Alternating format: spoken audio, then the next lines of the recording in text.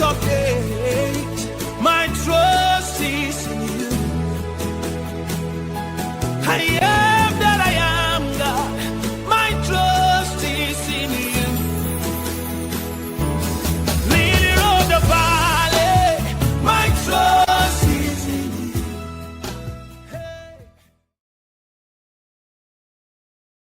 Shalom, shalom, de partout où vous êtes. Nous sommes très heureux d'accéder dans vos demeures respectives afin de vous présenter notre émission sur le scandale de prophète.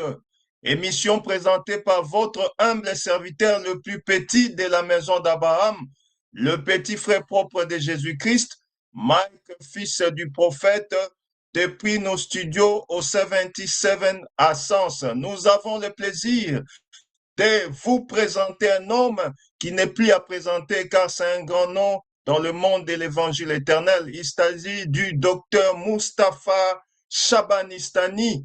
Nous avons ce plaisir de l'accueillir et nous savons que le Seigneur va vous bénir au travers de ces grands thèmes que nous avons cet après-midi. Nous vous prions de partager l'image au maximum, partager pour la gloire de Jésus afin que nous puissions encore une fois de plus commencer en beauté notre émission. Que le Seigneur vous bénisse. Nous projetons ces petits clips en attendant que nous puissions retourner, avoir encore une fois de plus la connexion avec Kinshasa. Nous balançons le clip de notre sœur, ensuite nous revenons vers vous au nom du Seigneur Jésus-Christ. Soyez bénis au nom de Jésus. T'élèves. C'est à l'aurore que tu renouvelles ta bonté. C'est quand le sommeil devient si doux que tu t'élèves. C'est quand je suis faible que tu t'élèves et tu agis. C'est quand ma douleur ne fait que monter que tu t'élèves. C'est quand mes efforts aboutissent à l'échec que tu te pointes. C'est quand ma chair s'attache aux os que tu t'élèves. C'est qui cet homme à qui obéissent le vent et tempête, qui agite à l'eau par des tempêtes et les vents. C'est qui cet homme à qui obéissent les vents et tempêtes, qui agite à l'eau par des tempêtes et les vents. Venez voir, il y a ici plus que Salomon, yeah. Venez voir, il y a ici plus que Salomon. L'entendre parler, son langage est vraiment troublant. Les hommes ont parlé, mais jamais comme cet homme. Les prophètes ont parlé, mais jamais comme Jésus. Les évangélistes ont parlé, mais jamais comme cet homme. Les apôtres ont parlé, mais jamais comme cet homme. Les pasteurs ont parlé, mais jamais comme Jésus.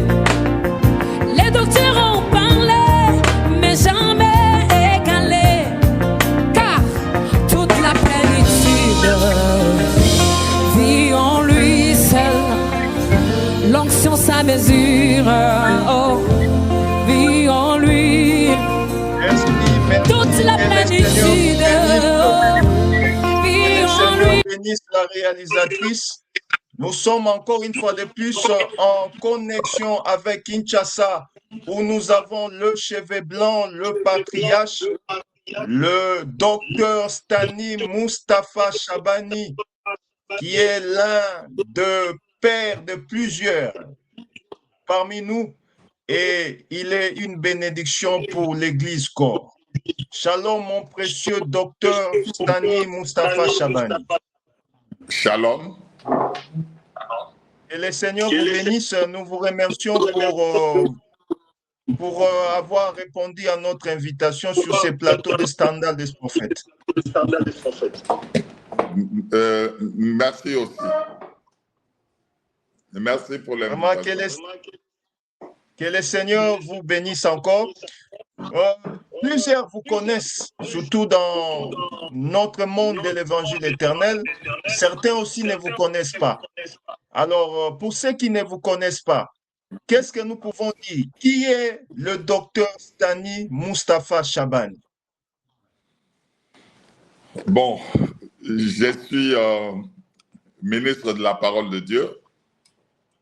Depuis 45 ans, nous avions commencé en 1981 avec le pasteur. Excusez-moi, docteur, pourriez-vous mettre oui. l'autre téléphone en sourdine? Parce que ça sort l'écho de ce côté, s'il vous plaît. Ok. Parfait. Ok. C'est bon. Pourriez-vous recommencer, s'il vous plaît? Pour la petite histoire, j'ai commencé le ministère avec le pasteur Bruno en 1981. Jusqu'à ce jour, ça fait environ 45 ans qu'on est à l'œuvre de l'Évangile et nous avions sillonné toute la République avec l'Évangile. Nous avions fait les États-Unis, le Canada, l'Europe et UK aussi, avec l'Évangile.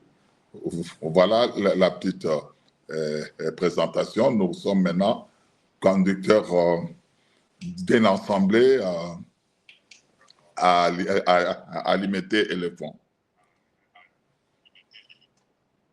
Dites-nous un peu, l'évangile éternel, comment avez-vous reçu l'évangile éternel?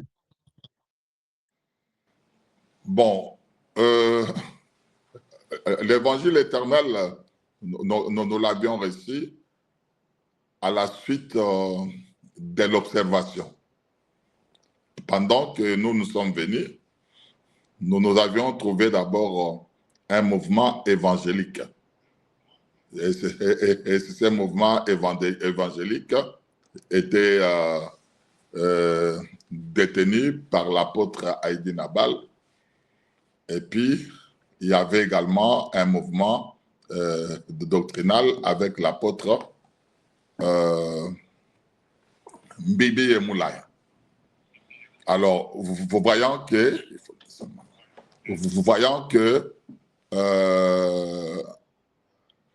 ils étaient au milieu de la montagne. Nous expliquons que l'évangile, en réalité, est une montagne. Au bas de la montagne, c'est la parole évangélique. Au milieu de la montagne, c'est la parole doctrinale. Et il y a ces deux approches-là qui ne permettent pas de très bien comprendre certaines choses. Il y avait beaucoup de questions qu'on pouvait se poser. C'est la raison pour laquelle, dans des recherches et investigations, le Seigneur nous a amenés au sommet de la montagne, c'est-à-dire la parole purement prophétique. C'est comme au bas de la montagne de Sinaï, Aaron est resté avec le peuple dans la confusion. Au bas de la montagne, on prêche Jésus-Christ, le miracle, accepter Jésus-Christ, et ainsi de suite. Mais quand on arrive au milieu de la montagne maintenant, on commence à sentir une différence. Mais la différence entre le milieu de la montagne et le sommet de la montagne où était Moïse, la différence est tout simplement, c'est de discerner les sons. Nous avions compris que la parole doctrinale et évangélique ne pouvait pas résoudre toutes les problématiques qu'on pouvait rencontrer en ce qui concerne l'herméneutique, c'est-à-dire l'étude du sens à donner à la parole. Et du coup, le Seigneur commençait à nous révéler petit à petit et nous avions forgé notre identité et nous avions compris que cet évangile-là, c'est un évangile qui vole très haut. C'est la raison pour laquelle vous voyez au moment où l'évangile a été publié dans Apocalypse 14, on dit que c'est l'ange qui vole très haut. Alors, c'est l'évangile qui vole très haut pour saisir la pensée de Dieu sur l'exactitude de l'interprétation de la parole de Dieu. Voilà. Ces temps-là, il n'y avait pas d'autres personnes qui confessaient comme vous. Non. J'avais dit qu'il n'y avait que les mouvements évangéliques et les mouvements doctrinaux qui étaient prêchés par l'apôtre Mbia. Ah, ok. Mais d'où proviennent d'autres frères, par exemple les frères de l'Équateur, les frères de Mujima et du Kananga? Ils viennent d'où? Parce que vous avez commencé à Kinshasa. Tous ces mouvements-là, ça vient d'où, s'il vous plaît? Bon, nous avions laboré avec eux. Il y a nos frères qui sont allés dans la province orientale. Et nous sommes passés là-bas aussi. Nous sommes allés à l'Équateur. Nous sommes allés au Katanga, Kasaï, Bandundu et Bakongo. Mais la chose est née à Kinshasa et ça s'est répandu. Comme Jérusalem qui était évangélisée premièrement. Et puis, j'étais Samarie jusqu'aux extrémités de la terre. Et tous les frères de l'Équateur, c'est vous qui les avez évangélisés, apparemment, d'après ce que nous avons entendu. Oui, j'ai commencé avec les noyaux de Bumba et j'ai commencé aussi avec les noyaux de Gbadolité.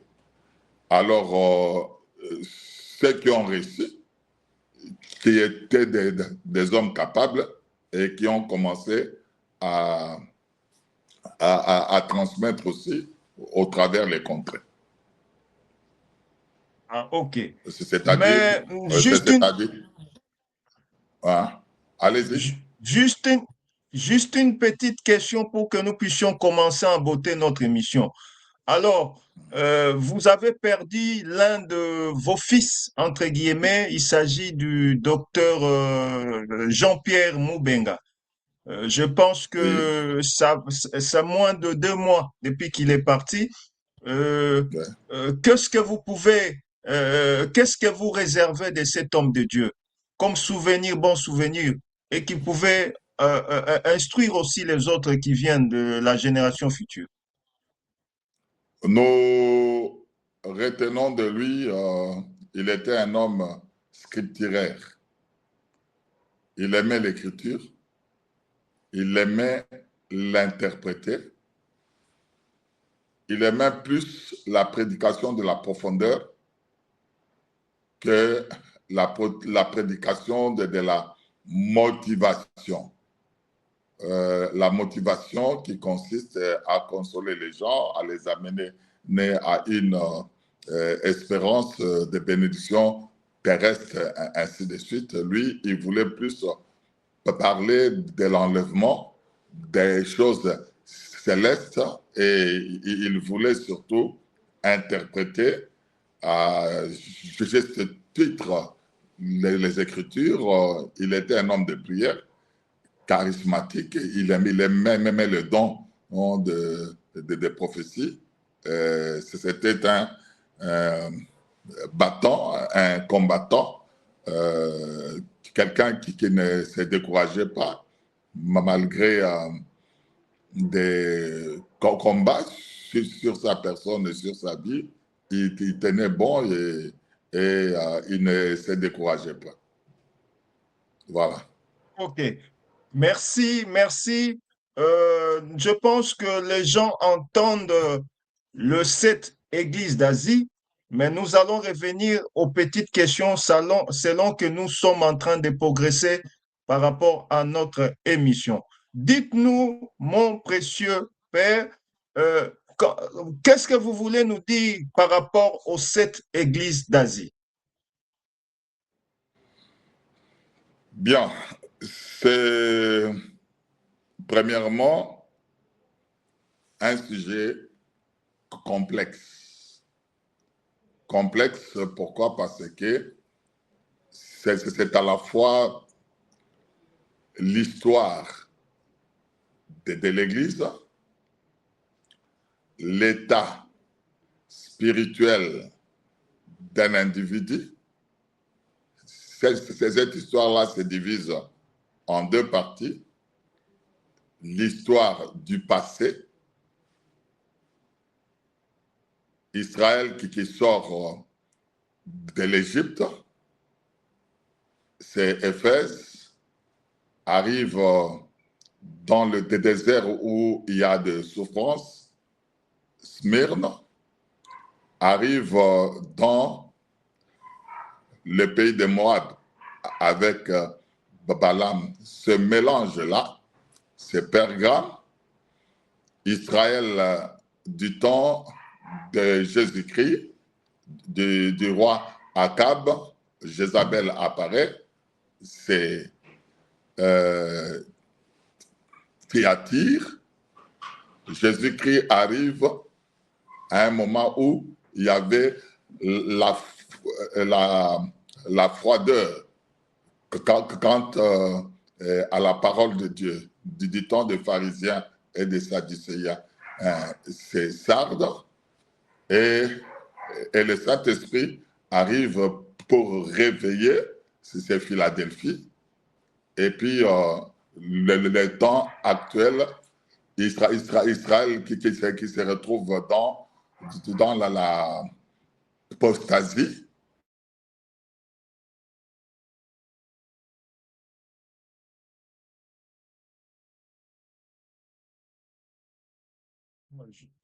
Je pense que Kinshasa a toujours de problèmes de connexion. Veuillez nous supporter. Je pense que le docteur va revenir vers nous dans peu de temps. Nous balançons encore une fois de plus un clip en attendant que nous puissions recevoir encore une fois de plus le docteur Mustapha. Suivez ces clips avec nous De au la nom de parole Jésus. de Dieu, sa dimension allégorique, prophétique, morale et littéraire. Pour les amoureux de l'interprétation des Écritures, le pourquoi de chaque chose. Désormais, vous pouvez vous procurer des livres inspirés, pleins de profondeur, écrits par le pasteur Jethro Mbaya sur Amazon. Et cela, peu importe les lieux où vous êtes. C'est simple. Téléchargez l'application Amazon. Allez à la barre de recherche. Écrivez Jethro Mbaya. Ensuite, commandez vos livres en toute facilité. Vous avez le choix sur plusieurs formats. Format audio, PDF, paperback, hardcover et une version anglaise pour les anglophones. Notez bien, commander ces livres dès maintenant est une façon pour vous de promouvoir l'évangile dans le monde et de soutenir l'œuvre de Dieu. C'est le temps d'annoncer l'évangile par des moyens modernes. Fils et filles du royaume, c'est à nous d'agir. Partagez l'information. Que Dieu vous bénisse.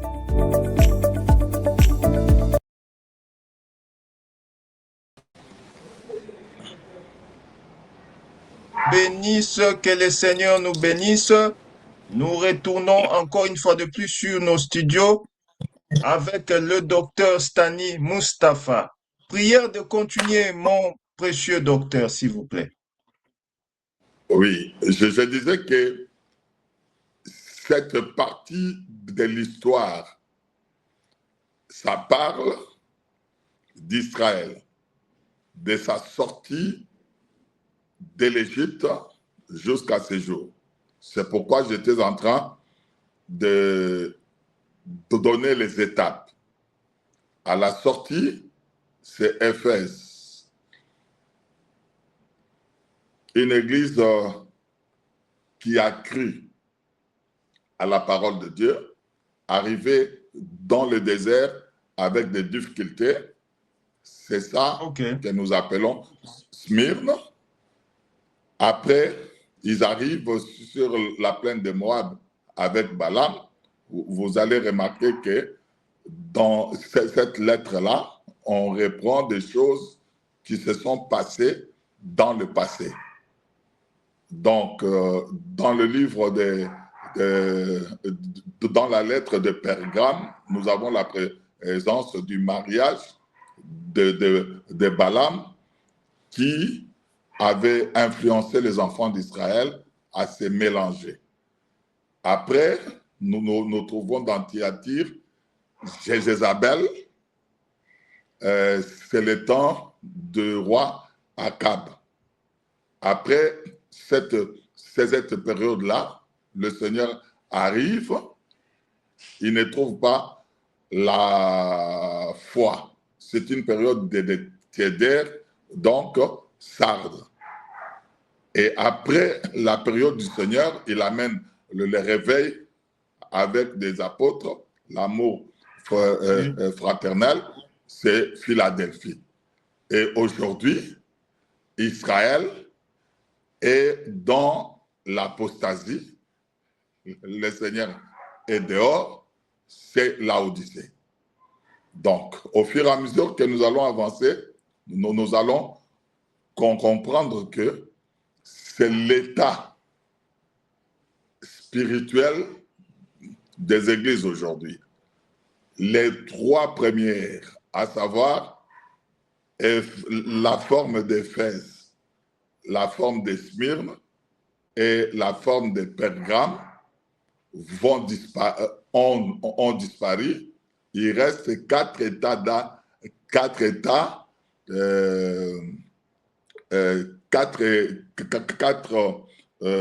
descriptions qui nous indiquent maintenant les états spirituels des églises.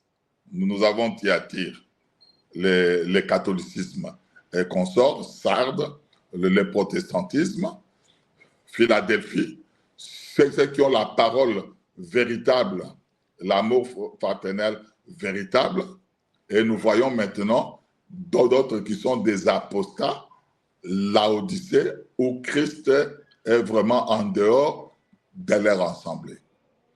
Et ça parle aussi de l'histoire de l'Église du point de vue futuriste, quand on se met au moment où les apôtres ont commencé avec Éphèse et tout ce qui était arrivé en persécution contre l'Église, nous sommes dans Smyrne, et au moment où le christianisme a été déclaré Église d'État, donc c'est ce mélange-là. Nous avons le Pergame, l'Église catholique est à Paris, Thyatire, l'Église protestante également est sortie de Thyatire, Sardes, après ils se sont refroidis, et nous avons vu également un mouvement de réveil avec le pentecôtisme qui est venu, et aujourd'hui nous sombrons encore dans l'apostasie où Christ est dehors, où nous sommes nus. C'est ce que nous appelons Laodicée. Voilà succinctement comment nous sommes en train de comprendre cela. Donc, vous voulez contredire le frère Branham que nous ne sommes pas au temps de l'église de Laodicée, c'est ça?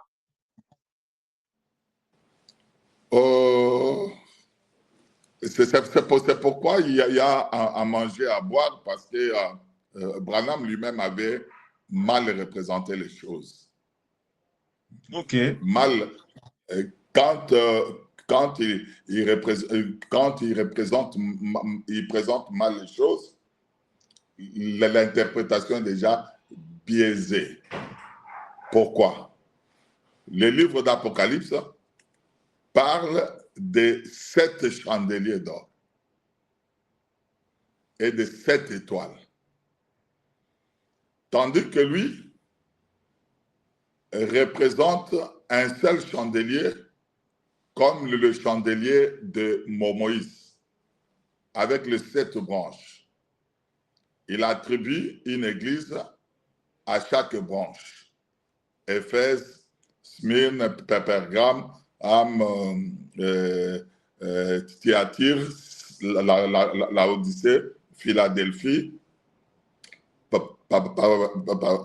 pardon, je voulais dire Sardes, Philadelphie et la Odyssée.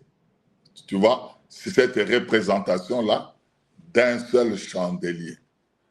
Tandis que si nous lisons dans le livre d'Apocalypse chapitre 1, Dieu parle de 7 chandeliers. Donc, qui n'a rien à voir avec Branham. Et quand la Bible est en train d'expliquer les 7 étoiles, quand Dieu interprète, parce que Dieu est son propre interprète, il ne dit pas que les 7 étoiles sont les 7 anges. Donc, j'ai ma Bible dans Apocalypse chapitre 1er, le verset 20. C'est Dieu qui dit. Le mystère des 7 étoiles que tu as vu dans ma main droite et les 7 chandeliers d'or, Dieu interprète, les 7 étoiles sont les anges. Il ne dit pas que ce sont les 7 anges. Des 7 églises sont les anges au pluriel. Donc, il n'y a pas un ange pour une église, un autre ange pour une autre église. Comme ils sont 7 églises, vous faites la déduction pour dire qu'il y a 7 anges. Et 7 chandeliers sont les 7 églises. Vous voyez? C'est noir sur blanc. Ça n'appelle pas l'interprétation. Du coup, nous sommes en train de comprendre que la représentation de cette église par Branham, lui, il a plagié chez Roussel, Lacan, ma manière de présenter, en réalité, ce n'est pas ce que Jean avait vu. Jean a vu 7 chandeliers d'or et au milieu de 7 chandeliers, nous sommes au verset 12 et 13. Je me retournais pour connaître quelle était la voix qui me parlait. Après m'être retourné, je vis 7 chandeliers d'or.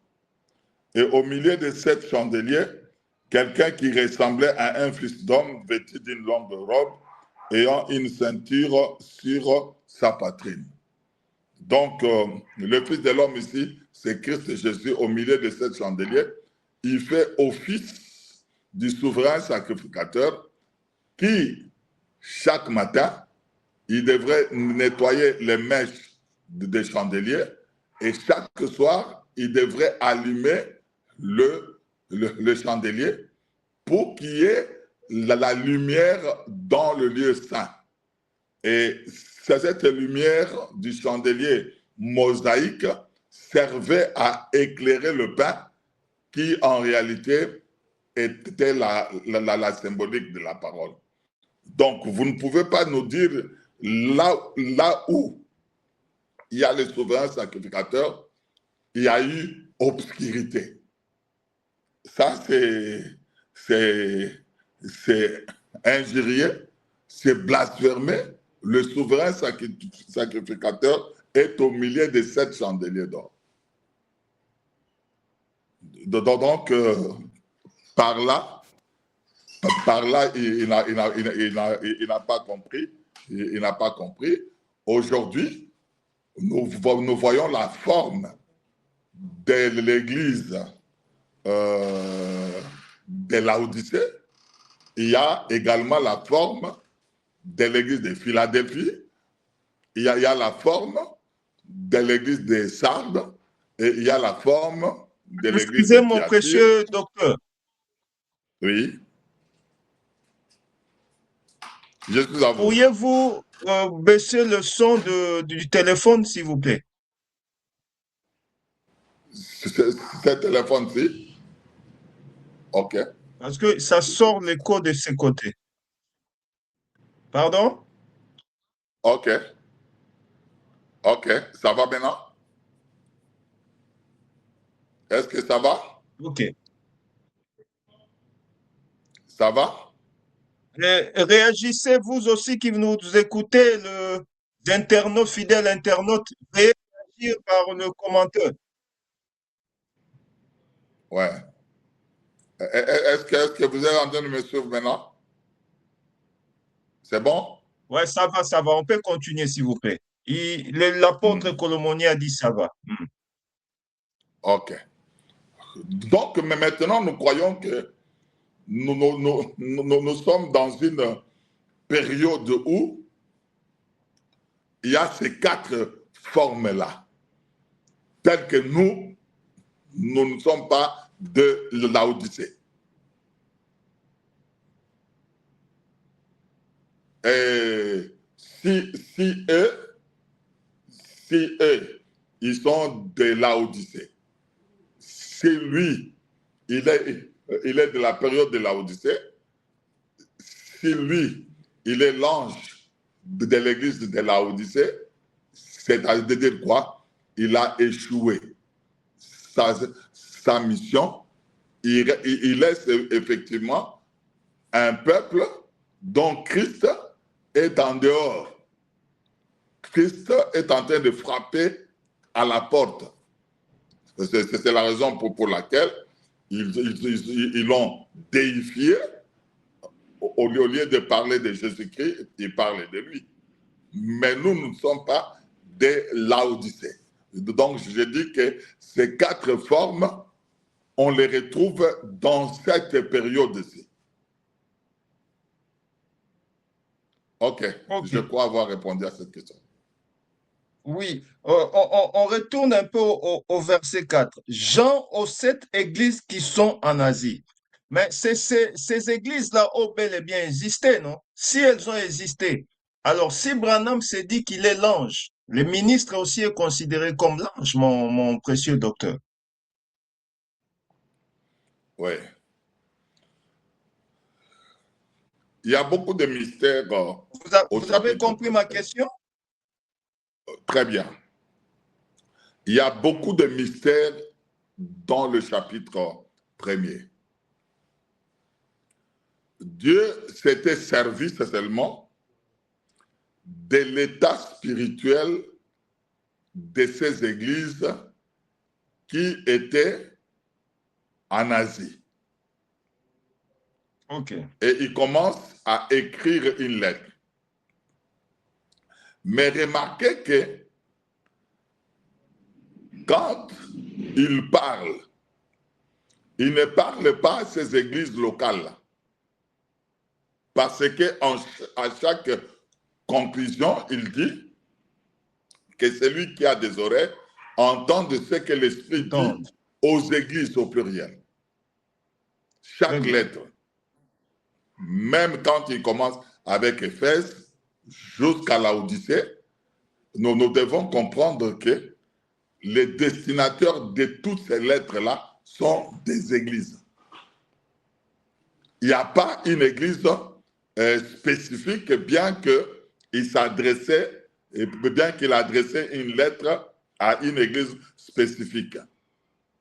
Remarquez, il annonce que la lettre est destinée à telle église et telle église. Mais au moment de l'écriture, lui sait que l'église n'a pas la capacité de lire. Lire, c'est interpréter. C'est la raison pour laquelle il écrit à l'ange de l'église de tel. Alors, quand nous voyons le singulier là, à l'ange, dans le calcul de Dieu, le singulier ne veut pas forcément dire singulier, ou le pluriel ne veut pas forcément dire pluriel. Exemple, en Égypte, lors de la sortie, il dit, vous prendrez un agneau d'1 an. Est-ce qu'on avait pris un seul agneau?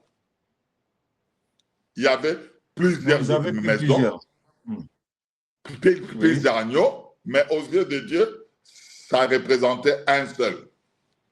Le ministère est un, divisé en 5 grâces. C'est la raison pour laquelle nous disons que ces lettres-là sont adressées aux églises. Pourquoi? Parce qu'à la conclusion, il est dit que celui qui a des oreilles entende ce que l'Esprit dit aux églises. Nous pouvons, par exemple, arriver dans une église locale aujourd'hui. On remarque que c'est cette église, son état spirituel correspond à l'état spirituel de l'église d'Éphèse. Abandon du premier amour. Nous commençons maintenant à exhorter cette église-là. Quand il y a refroidissement, les gens ne répondent plus au culte, des gens sont fatigués. C'est l'état spirituel de cette église-là locale. Et son état spirituel ne correspondra pas à une église de persécution, qui est Smyrne, ne correspondra pas à une église qui a fait le mélange doctrinal. Ça ne correspondra pas à une église qui avait accepté un autre enseignement, une autre femme, parce que la femme symbolise l'enseignement, ça ne sera pas la même chose. C'est la raison pour laquelle nous ne croyons pas à cette fixation-là. Si nous allons dans cette fixation-là, vous remarquerez qu'il y a des périodes qu'il avait fixées, des églises qui sont des périodes beaucoup plus longues. Et je tiens à te dire que ce n'est pas lui qui a commencé cette fixation-là, ça a commencé avec des Roussins, des Laquins, des adventistes du 7e jour qui ont parlé de ces choses-là. Et vous remarquerez que l'église de Laodicée prend beaucoup de siècles d'après leur fixation des choses. Voilà. OK. Si nous pouvons dire en un mot les 7 églises qu'on a énumérées sur Apocalypse, l'église aujourd'hui, elle est identifiée dans quel type d'église? Bon, de quelle église tu parles? Locale ou l'église aujourd'hui? L'église aujourd'hui, par rapport par rapport aux 7 églises, nous avons 7 églises qui sont là. L'église est identifiée à l'église de Laodicée, à l'église de Smyrne, ou elle est identifiée à toutes ces églises.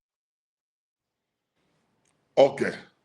C'est la raison pour laquelle je dis que quand on fait les statistiques, parce que là, pour que nous puissions trouver l'identité, il faudrait des statistiques.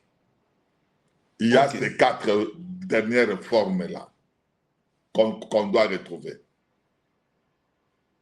OK? Thyatire. L'église qui a accepté un enseignement, comme dit-on d'Akab et de Jézabel. C'est la Bible qui répond, cette période-là, c'est la Bible qui répond, c'est quoi là, qui a eu lieu. Tu laisses cette femme-là, Jézabel, enseigner. Donc, un faux enseignement est entré. Et nous pouvons voir des églises qui ont un faux enseignement. Sardes. Donc, vous allez comprendre, si il nous était donné de parler en détail, vous allez remarquer que c'est justement, le Seigneur il parlait autrement de ça dans Matthieu 13, les 7 paraboles. Donc, un semeur a semé, et après quelque temps, son ennemi est venu également semer. Il va dans les détails. Il donne une femme qui vient avec 3 mesures de farine, il fait lever la pâte. Il donne encore une autre parabole pour dire que le royaume des cieux est semblable à un homme qui était allé chercher une pierre précieuse. Il la trouve, il achète le champ au lieu d'acheter la pierre précieuse. Et nous allons nous retrouver avec la dernière parabole du filet. Donc, le royaume des cieux est semblable à un filet. Oh, voilà. Donc je comprends qu'on nous a inculqué beaucoup de choses pour nous amener seulement à une compréhension que nous sommes aujourd'hui au temps de Laodicée. Si certaines églises sont tièdes, ont accepté un mauvais enseignement, c'est ceux qui ont fait sortir Jésus-Christ de leur église. Il n'en est pas des autres églises qui ont gardé la flamme, l'amour au fraternel, toute la description qui est dans Philadelphie. Donc, on peut retrouver aujourd'hui des églises qui sont fidèles à Christ. Donc, je ne crois pas à cette catégorisation-là. Voilà. OK. Bon, pourriez-vous déjà nous introduire la première église, expliquer en quelques temps, ensuite nous allons vous poser des questions sur cela.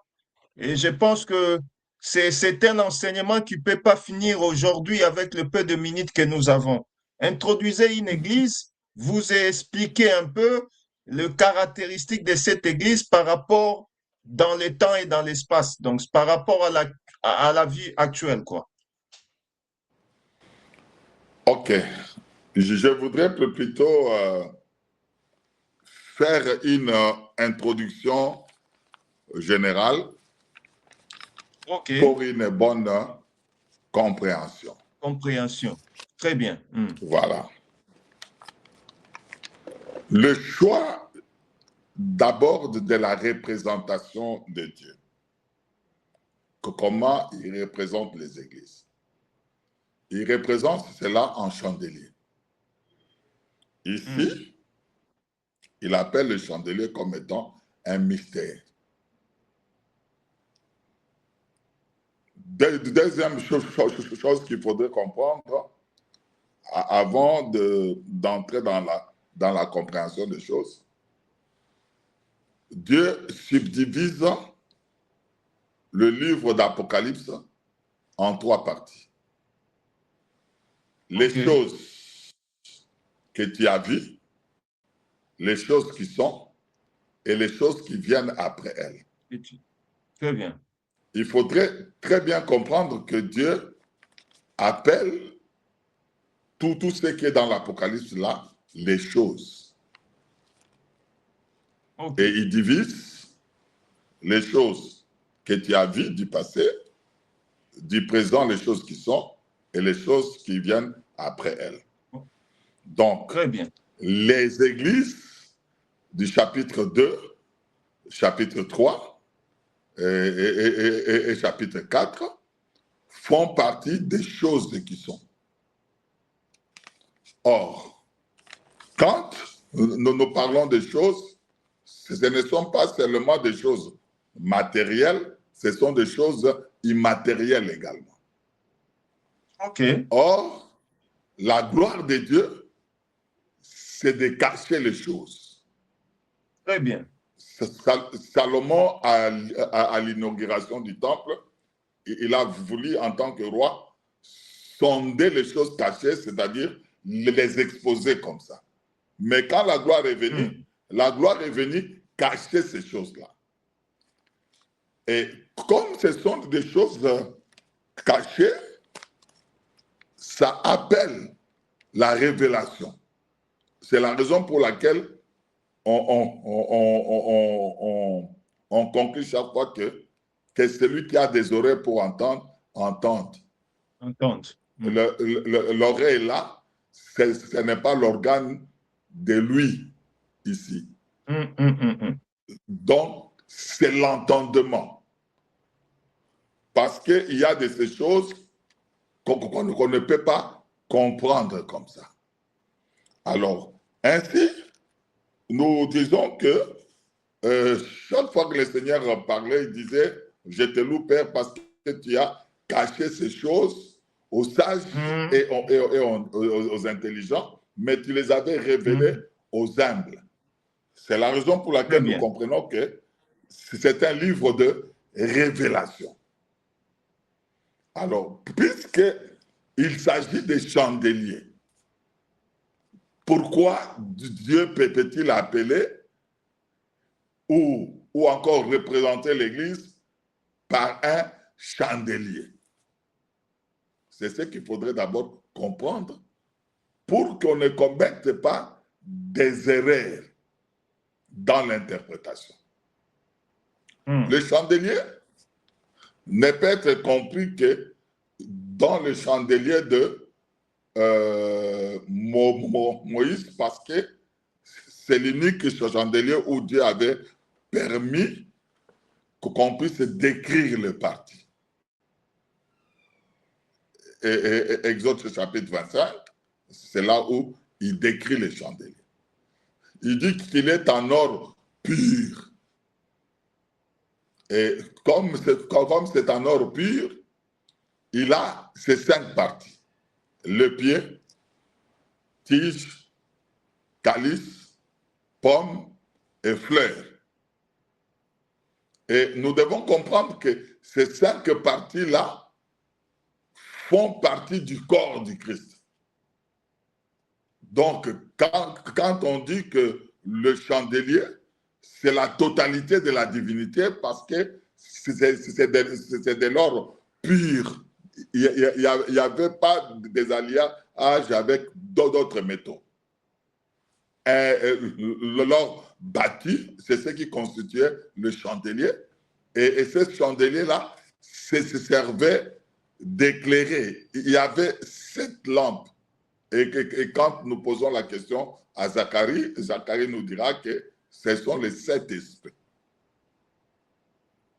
Donc, par cela, nous comprenons qu'un homme comme nous ne peut pas s'appeler chandelier parce qu'il n'y a que de l'or pur dans cet ustensile-là et qui sert à éclairer le pain. C'est pourquoi nous comprenons que tous ces chandeliers-là sont les corps du Christ. Quelles que soient les failles qu'il est en train de reprocher, il reproche quoi? Il reproche seulement des églises confiées à la responsabilité des hommes, ce que les hommes ont fait de ces assemblées locales-là. Mais dans la préséance de Dieu, ces églises-là sont sans tache, ni rides, ni rien de semblable. Donc, c'est le corps de Christ.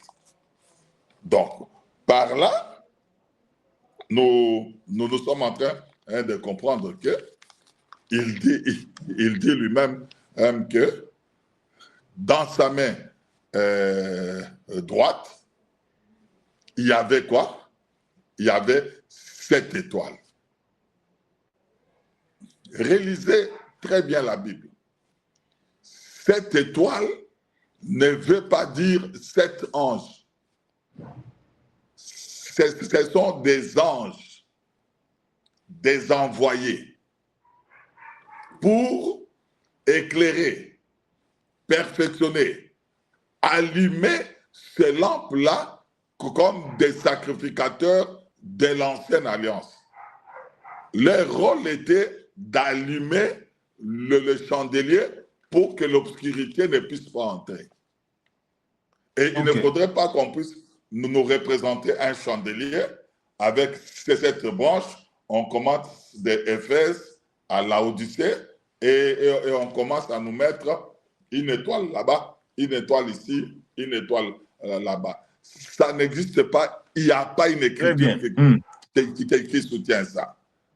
Donc, il n'y a que des anges, et des anges là, ce sont des messagers au pluriel, et des messagers, ce sont des porteurs de la parole, et aujourd'hui, on peut les appeler des ministres de la parole. Voilà. Doctrinalement parlant, mon précieux docteur, les messagers sont des étoiles, ce sont des lumières, ce sont des ministres. Or, la lumière n'a pas d'obscurité, mais la vie pratique de ce que vous venez de nous dire, aujourd'hui, on ne retrouve plus ça dans l'Assemblée des saints. C'est quoi le problème? Qui a ensorcelé les ministres dans l'évangile éternel pour qu'ils ne soient plus des étoiles, mais des ténèbres? Doctrinalement parlant, expliquez-nous un peu cela.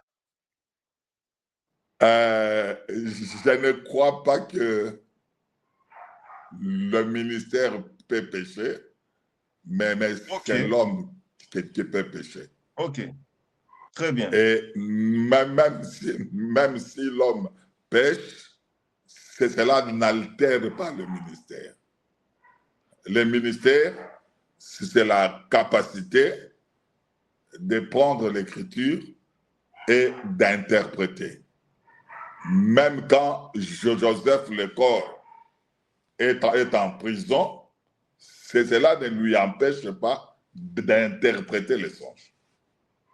Très bien. On doit très bien se comprendre. Même si Daniel est en déportation, cela ne lui empêche pas d'interpréter la parole. Alors, il faudrait au contraire que nous puissions dire que nous soyons modèles en acte et en parole que nous sommes en train de prêcher. Que nous puissions dire que notre vie prêche mieux que nos paroles. Mais quant à dire que le ministère est devenu obscurité, jamais. L'obscurité, d'ailleurs, dans notre compréhension, c'est l'écriture. OK? Lui vient interpréter, c'est-à-dire il apporte la lumière à la loi et au témoignage. Si on ne parle pas ainsi, il n'y a pas d'aurore. Il n'y aura pas d'aurore. Mais quand on va à la loi et au témoignage, il y aura toujours l'aurore. Mais c'est ce qu'il faudrait déplorer maintenant, c'est la conduite, les comportements. Justement, nous sommes parvenus au ministère sans être sévré et sans s'endormir. Ici, je suis en train de parler de Samuel. Vous voyez Samuel, Elkana et Pénina. Pénina engendra ses enfants selon la chair. Excusez-moi, docteur. Pourriez-vous vous rapprocher rapprochez-vous du micro. Là, oui, comme ça un peu, voilà. Hein, s'il vous plaît. Ok. Nous étions Là, en c'est train de bon. dire, Oui, si nous avons expliqué le ministère, nous prenons le cas de Samuel. Sa maman était stérile. très bien. Pénina était féconde. Il a mis au monde des enfants selon la chair. Tandis que Anne, il comprend que le lieu où je peux être fécondé, c'est l'Église. Quand elle entre dans le temple, et nous sommes en train de voir que Elkana qui prononce une parole. La parole, elle est créatrice, et Anne, ce jour-là, était fécondée. Mais avant de venir confier, prêter cet enfant-là, Elkana dit qu'il doit d'abord être sévré, c'est-à-dire abandonner la maman éternelle, les tétons. Il doit être sévré. Donc, on ne peut pas venir au service de Dieu avec une nourriture qui est le lait spirituel, d'après Hébreu, renoncement des œuvres mortes, ainsi de suite. Finalement, tu es un enfant. Comment peux-tu prétendre prendre une femme et l'amener à son mari? C'est la raison pour laquelle tu vois Samuel dans le temple, il dort d'abord. C'est la mort. Pas parce que s'il ne s'était pas endormi, Dieu ne pouvait pas l'appeler. Il faudrait constater la mort du corps. Il s'endormait et Dieu l'appelle. Mais quand on arrive au ministère, sans un processus de brisement, sans comprendre les choses, faire la différence, par exemple, entre le péché d'impudicité.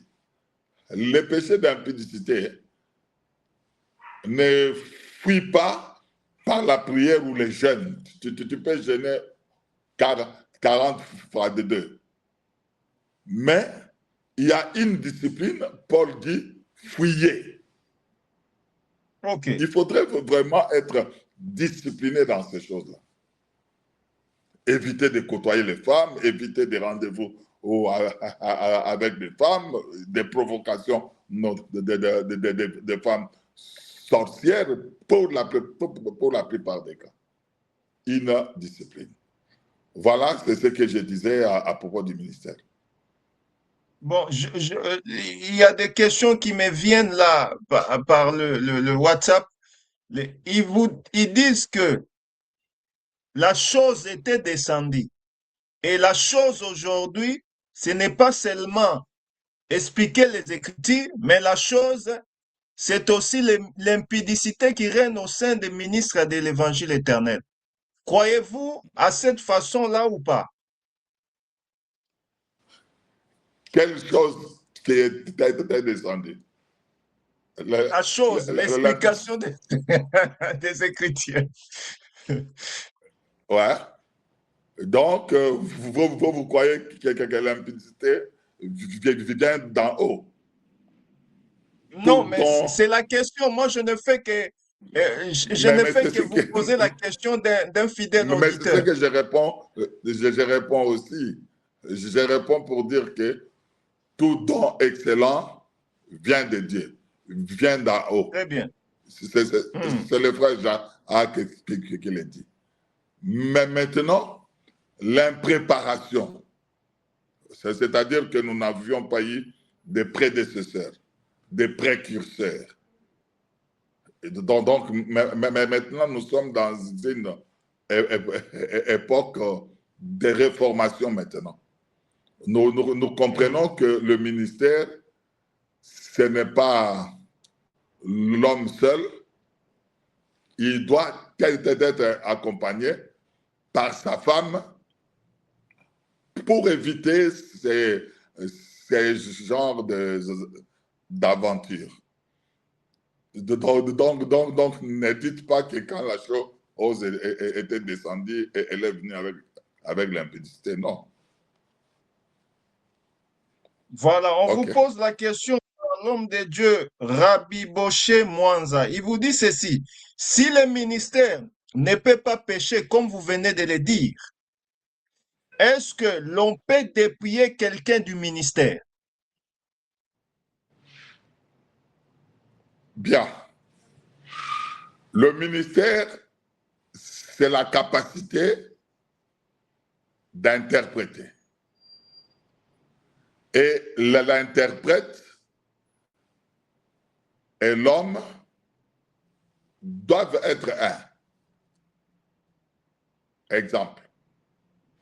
Joseph, lorsque il se retrouve en Égypte, dans la maison de Potiphar, De Potiphar. il a le ministère, il surveille aussi sa robe. Très bien. Il doit éviter ce genre de choses. Mais quand tu scandalises, puisqu'on doit à la fois prêcher par la parole et par les actes. Et dans la pratique. Très bien. Ne nous dites pas comme des calotins, suivez ce que je vous dis et non pas ce que je suis en train de faire.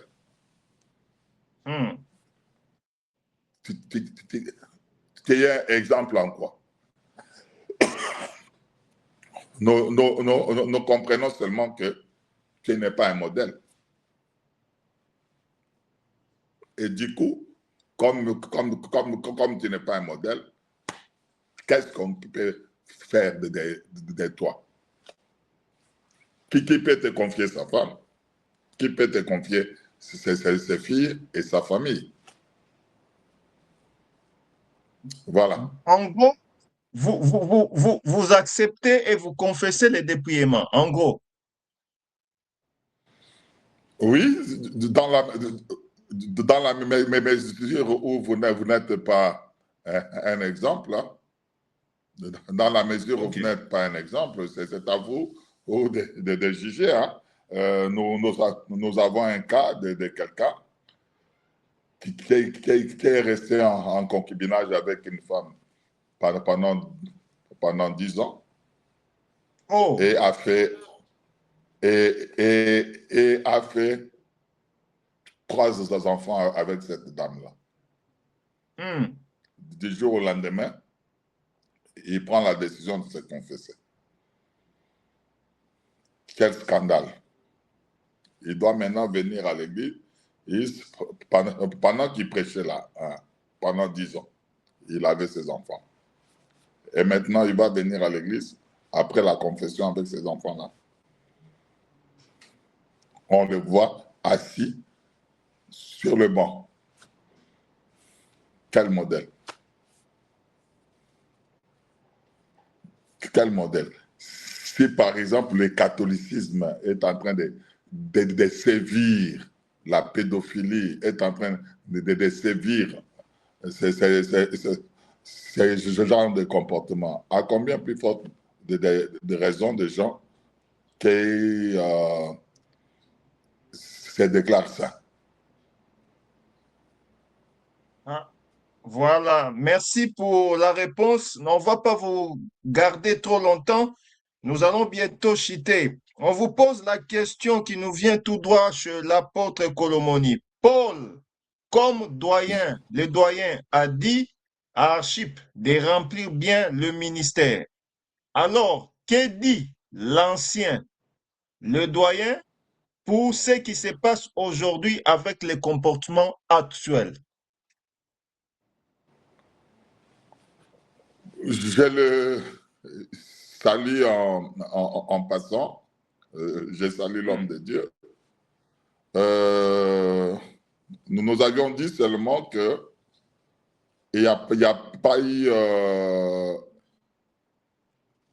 rigueur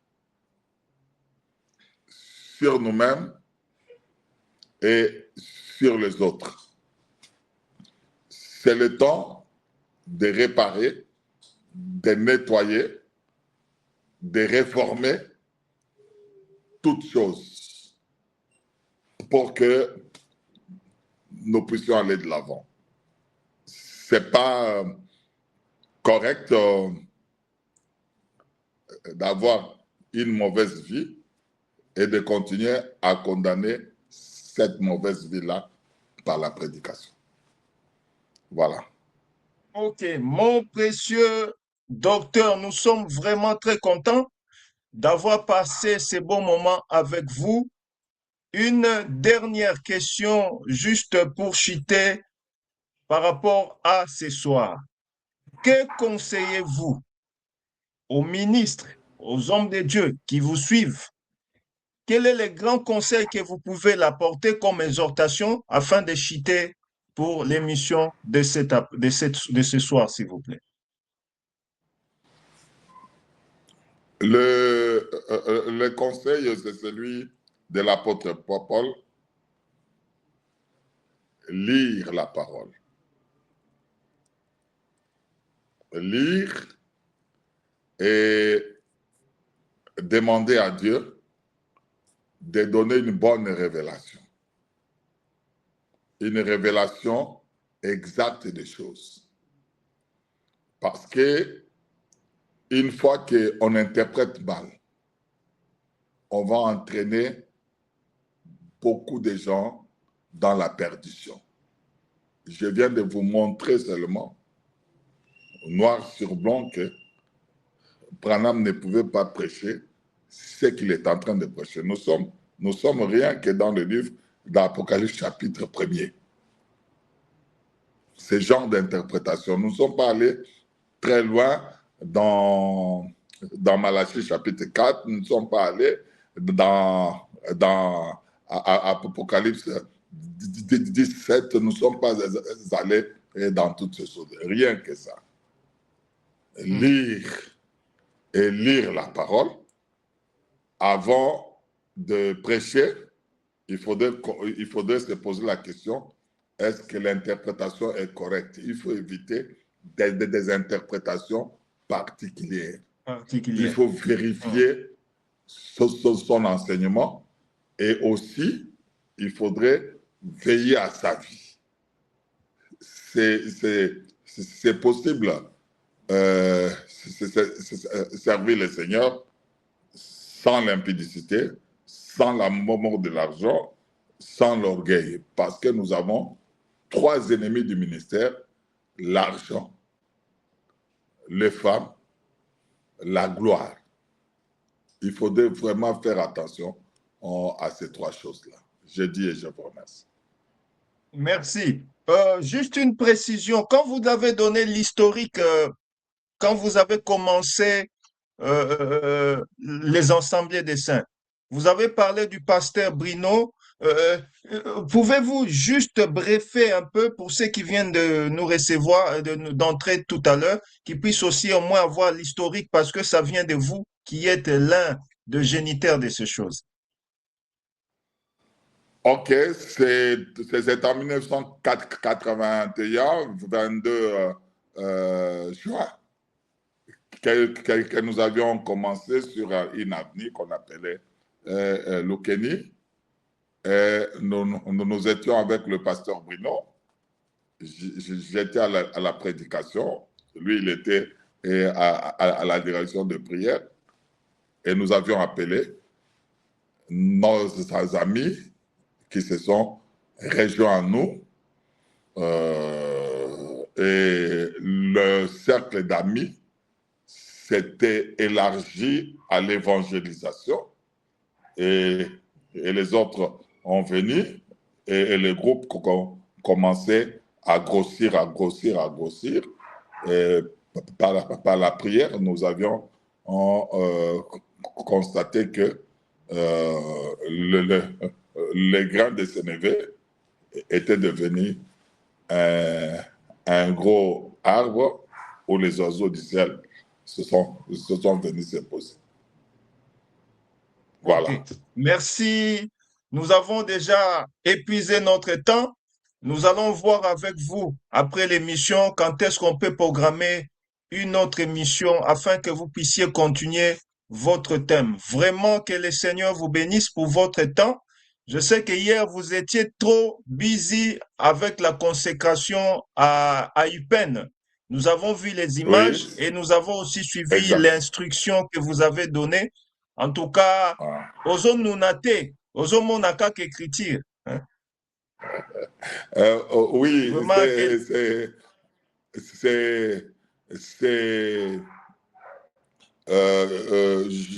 Josué, à 80 ans, il entrait et il sortait avec le peuple. vraiment que le Seigneur vous bénisse. Et ouais, on vous pose encore juste parce qu'il y a des gens qui commencent à entrer là. Et le passage chez le docteur et chez l'apôtre Mbiye Moulaya, pouvez-vous parler un peu? Vous étiez d'abord chez l'apôtre Mbiye, c'est ça? Rapprochez-vous du micro pour qu'on puisse bien vous entendre, s'il vous plaît. Bien, je suis arrivé chez lui pendant que j'étudiais à l'Institut supérieur de commerce. Ok. Notre église, nous l'avions commencé à Yolo. À cette époque-là, les transports et les bus étaient quasi inexistants. Faire le pied de Yolo jusqu'à Aliese Gombe, ça posait de problème. Et ma tante qui était à Barumbu m'avait demandé de rester chez elle. Et de là, je peux traverser pour arriver à l'Institut supérieur de commerce. Pendant que j'étais à Barumbu, j'ai appris qu'il y avait une cellule de Bethel qui était à Barumbu, conduite par le pasteur Cyril Loata, dans le camp Onatra qui était à Barumbu. J'arrive là-bas, je commence à partager avec eux. Partage, on me donne la prédication et ainsi de suite. Et ce vent-là est arrivé aux oreilles de l'apôtre Mbiye Moulaya. Et du coup, il m'a demandé de prêcher dans l'église. Et parce que à cette époque-là, le branhamisme voulait envahir l'église. Et comme je suis spécialiste du branhamisme, pour avoir côtoyé Mukuna, c'est lui qui avait introduit le message du branhamisme au Congo. Très bien. Je suis allé dans son tabernacle à Mokengeli Lemba et même dans sa maison, on a eu à partager, particulièrement sur l'ange de l'Apocalypse 10, verset 7. Je voulais lui faire comprendre qu'il n'en était pas question de cet ange-là, le 7e, et que dans le chapitre 1, 2, 3, il n'y a pas cette énumération-là. 1, 2, 3, 4, 5, 6, 7, il n'y en a pas. Ce n'était qu'une déduction. Alors, j'étais au fond avec ces gens-là pendant que nous étions en train de discuter avec eux. Il m'a confié l'enseignement. Et j'ai compris que c'était une mission, je devrais les éclairer, particulièrement ceux qui sont anciens de Bethel. Il m'appelait toujours Mustapha de l'Apocalypse. Parce que c'est ce que j'étais appelé à dispenser au milieu d'eux. Après un temps, j'avais remarqué que ma mission était finie et que je ne pouvais pas redresser d'autres choses, étant donné que le, le fondateur lui-même, il ne saisissait pas la portée des choses que je voulais réformer. Et je suis sorti, je suis rentré dans ma maison, c'est-à-dire à l'église de l'université 83 mètres. Est-ce que le frère de Bethel ont reçu l'évangile éternel, oui ou non? Ou le feu, Mbi et Moulaya, a-t-il reçu l'évangile éternel quand vous étiez de passage là-bas, oui ou non? Bon, ils sont restés dans la doctrine. Vous volez très haut, les ailes ne leur avaient pas été données. Ah, ok.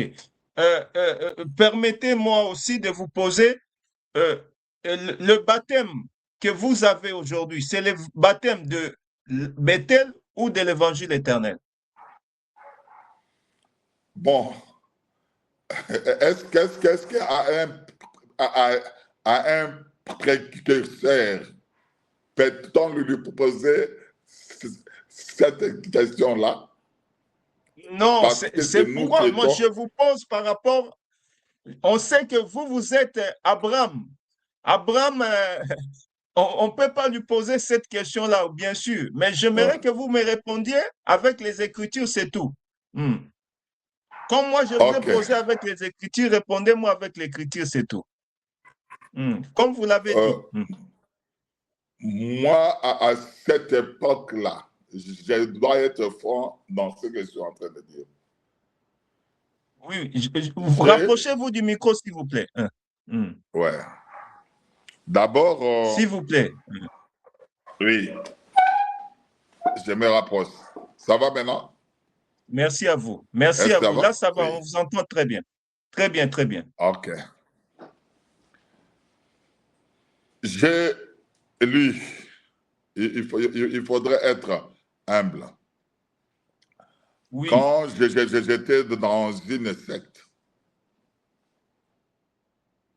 dans cette secte-là, je suis tombé sur une brochure. Et cette brochure-là parlait de la divinité et du baptême au nom de Jésus. Pendant que nous avions reçu le baptême au nom du Père, du Fils et du Saint-Esprit. très bien. J'ai rencontré un frère qui fréquentait Bethel. Paix à son âme, qui était chargé de baptiser. Et c'est celui-là qui m'a baptisé au nom de Jésus.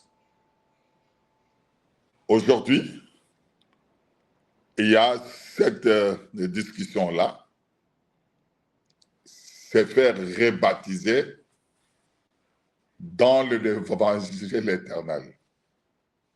Je ne crois pas à cela. Très bien.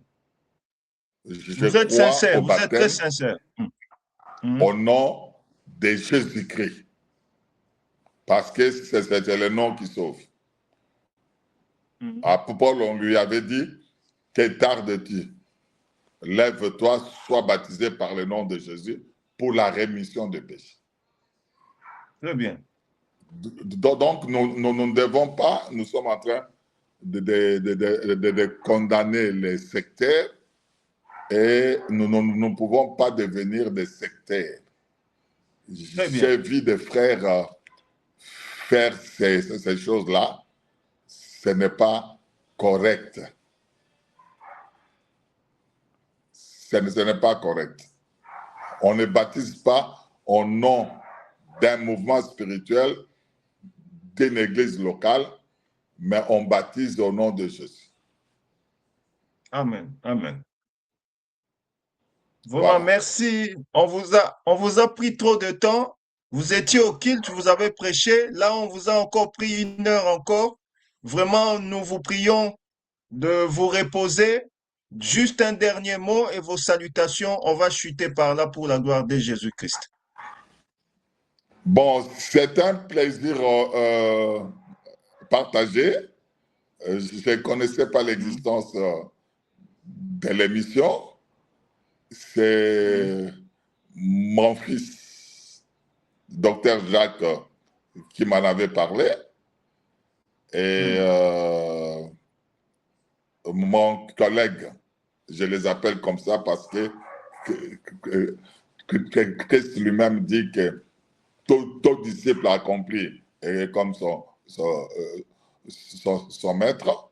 Mon prédécesseur sur ce plateau, Caleb, le frère à notre précieux Colomoni, qui m'en avait aussi parlé. Je me suis dit, bon, il n'y a pas de souci.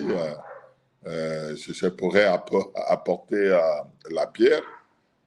Vous voyez l'éclairage qu'on a sur ces choses. On les parle aisément parce qu'il y a la maîtrise. Donc, je suis content et je promets à vos téléspectateurs ou auditeurs que prochainement, comme vous me demandez de commencer, on va commencer. Donc, c'est un problème de l'oreille, que celui qui a l'oreille entende. Tout ce qui est écrit là, c'est en parabole. Je leur parle en parabole pour qu'en entendant, ils ne comprennent pas. Donc, ce sont des choses paraboliques. Toute cette prophétie-là, elle est parabolique. Elle ne peut être expliquée que par les témoignages des autres écritures. On ne peut pas inventer et venir avec des ainsi dit le Seigneur. Le Seigneur m'a dit que ça veut dire ceci.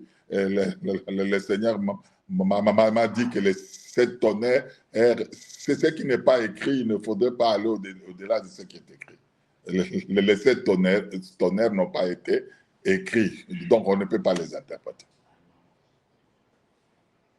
Vraiment, merci. Voilà. Nous saluons tous nos guides. Merci à vous, mon précieux père et docteur Mustapha Stani Chabani, pour votre temps. Nos salutations à tous nos bien-aimés de l'Assemblée des dieux à Éléphant, 4e rue. Je disais même à un homme de Dieu, l'apôtre, j'ai dit, mais le docteur a eu cette grâce d'habiter, d'avoir une église dans le quartier résidentiel où habitaient les ministres de Mobutu. Donc, c'est une grâce. C'est une grâce. Et vraiment, que le Seigneur vous bénisse pour le travail que vous êtes en train. Pardon? Une récompense. Voilà, que le Seigneur vous bénisse. Ouais, que le Seigneur vous bénisse. Merci beaucoup. Merci. Vraiment, nos salutations à toute l'Assemblée et à tous les ministres de Kinshasa, en particulier l'apôtre Vat Ilunga Caleb, l'arbre qui parle Jacques Mutombo qui est en déplacement à Lubumbashi, et aussi tous les hommes de Dieu qui sont en exercice à Kinshasa, à Johannesburg. Je salue le pasteur Léonard Kabunda qui était avec nous. Je salue l'homme de Dieu Paturel qui est avec nous en ligne, l'apôtre Kolomoni qui est avec nous en ligne, et aussi l'homme de Dieu Barwani Anzo depuis le Canada. Que le Seigneur te bénisse, le bien-aimé Engo Musitu, et aussi Rabbi Bosché Mwanza. Que le Seigneur vous bénisse. Tous les hommes de Dieu d'Île-de-France en général. Merci mon précieux docteur. Que Dieu vous bénisse pour votre temps. À nous revoir prochainement avec un nouveau numéro. Dieu voulant par sa grâce. Nous vous donnons rendez-vous demain avec le docteur Télé Mouboyaï de Kisangani. Il nous parlera sur la pierre d'Escaboucle. Donc, soyez nombreux demain à partir de 21h30. Vous bénéficierez aussi de la grâce de l'homme de Dieu. Vraiment, merci à vous. Que Dieu vous bénisse, mon précieux père et docteur. Merci. Le docteur William Moutefou Benjamin vous salue aussi. J'avais oublié. Nous les saluons du côté de New Jersey aux USA. Que l'Éternel vous bénisse, mon précieux docteur William Benjamin Moutefou, et sans oublier le pasteur Albert Kazadi à Dallas. Nous vous bénissons, soyez bénis. À nous revoir demain à 21h30 pour des jeux. Shalom à vous, à très bientôt. Que Dieu vous bénisse. Que Dieu